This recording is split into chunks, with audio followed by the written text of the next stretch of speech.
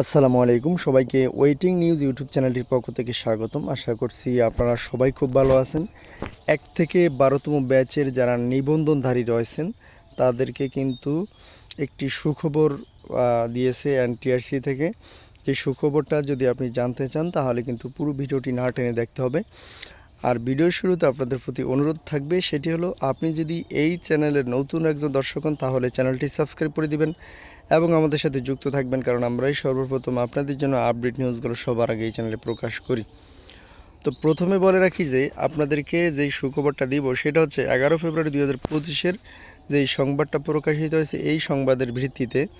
কারণ হচ্ছে আপনারা 1 থেকে 12তম যারা নিবন্ধনধারী রয়েছেন তারা কিন্তু আন্দোলন করেছিলেন যে আপনাদেরকে বিশেষ গণবিজ্ঞপ্তি প্রকাশের মাধ্যমে নিয়োগ প্রদান করার জন্য, যেহেতু সারা বাংলাদেশে স্কুল কলেজ প্রতিষ্ঠানে অসংখ্য শিক্ষক ঘাটতি রয়েছে। তো এরপরে কিন্তু এনটিআরসি থেকে আপনাদেরকে ডেকে নিয়ে 8 প্রতিনিধি দলের সদস্যদেরকে নিয়ে একটি মিটিং করেছিল। তারা মিটিংয়ে বলেছিল যে আগামী মাসের প্রথম সপ্তাহের মধ্যেই আমরা আপনাদের সমস্যাগুলোর সমাধান করার চেষ্টা করব, আপনারা এখন ঘরে ফিরে যান। সেই কথার ভিত্তিতেই কিন্তু তারা আশ্বাস পেয়ে তারা কিন্তু আন্দোলন স্থগিত করেছিল। কিন্তু দেখেন এখন মার্চ মাসও কিন্তু শেষ পর্যায়ে, এখনও পর্যন্ত এটা নিয়ে কোনো আপডেট প্রকাশিত করেনি এনটিআরসি পক্ষ থেকে এবং তাদের সমস্যার সমাধানও করেনি। যার কারণে আমরা কিন্তু অফিসে গিয়েছিলাম, তারা আমাদেরকে যেটা বলেছিল সেটা জানতে হলে পুরো ভিডিওটি দেখতে হবে।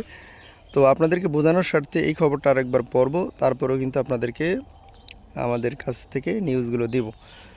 দ্য ডেইলি ক্যাম্পাস পত্রিকা প্রকাশিত হয়েছে 11 ফেব্রুয়ারি 2025 6:56 যে এনটিআরসি নিবন্ধিত নিয়োগ প্রত্যাশীদের আন্দোলন স্থগিত।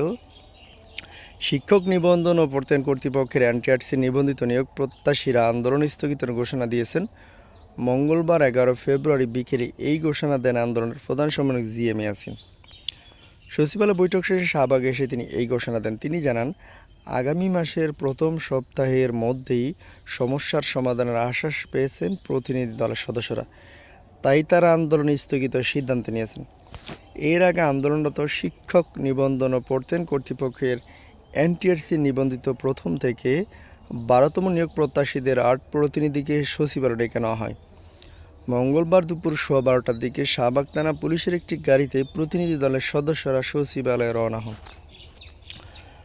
প্রতিনিধি দলে ছিলেন আন্দোলনের প্রধান উপদেষ্টা আমির আসাদ, প্রধান সমন্বয়ক জিএম ইয়াসিন, সমন্বয়ক আল মুমিন, সমন্বয়ক মোহাম্মদ মোস্তফা কামাল, সমন্বয়ক আব্দুল কুদ্দুস, সদস্য তসলিমা খাতুন শিল্পী, সদস্য রাজিয়া সুলতানা রুথি এবং বিভাগীয় প্রতিনিধি আব্দুল মমিন পলাশ। তো এখানে দেখেন তারা কি বলেছিল, আবার একটু দেখাই। তিনি জানান, আগামী মাসের প্রথম সপ্তাহের মধ্যেই সমস্যার সমাধানের আশ্বাস পেয়েছেন প্রতিনিধি দলের সদস্যরা, তাই তারা আন্দোলনের স্থগিতের সিদ্ধান্ত নিয়েছে। তো এই খবরটি কিন্তু আমরা কালকে অফিসে গিয়ে দেখিয়েছিলাম যে আপনারা কিন্তু আশ্বস্ত করেছিলেন যে আগামী মাসের অর্থাৎ মার্চ মাসের প্রথম সপ্তাহের ভিতরেই তাদের সমস্যার সমাধানের। এখনও পর্যন্ত আপনারা এই সমস্যাগুলো সমাধান করেননি এবং তাদেরকে কোনো আপডেটও জানাননি।